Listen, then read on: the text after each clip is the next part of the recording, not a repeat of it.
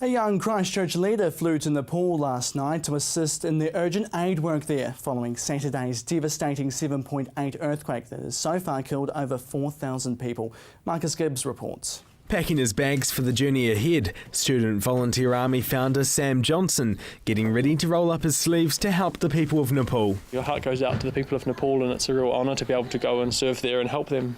The magnitude 7.4 earthquake that struck the Himalayan nation over the weekend has left thousands of people dead and tens of thousands more in shock or without homes. Johnson flew to Nepal last night following a call for help by the Nepalese Ministry of Youth. Sam Johnson says his team will be working with the Nepalese people on the ground, dealing directly with the affected communities. Rule number one is have no assumption, because we are our group of boys and girls flying in is we're there to help, but really our key thing is getting in sync and in touch with some local youth leaders. There are about 50 young people in Nepal who have been asking Sam's team for advice on what to do, along with a large international community that Johnson will be working with to set the volunteers up with knowledge on the best way to help. If you look up on Twitter, if you look up on Facebook, there's a number of them already underway. It's trying to give them some more experience and more lessons on how this might help. It could be as simple as delivering thousands of solar-powered lights to the areas that need them the most. Why can't we use a whole lot of young people to do it,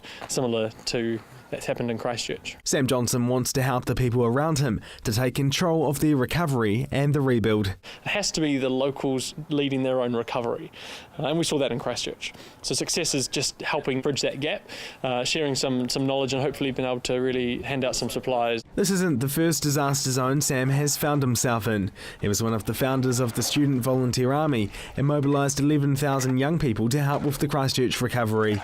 Since then, he's assisted in post-earthquake Japan back in 2011 and recently flew back from helping with the clean-up of Vanuatu. I feel I've got a bit of experience, but I again, can't make any assumptions, and really got no idea what you're walking into. We go completely self-sufficient, so we can feed ourselves for the whole week that we're there, and with water filters and everything, because you don't want to rely at all on the locals. The University of Canterbury's Student Volunteer Army is also helping with the Nepal-New Zealand Friendship Society's fundraising efforts. So far, more than $20,000 has been raised, money that will go directly to those who need it the most. Marcus Gibbs, CTV News.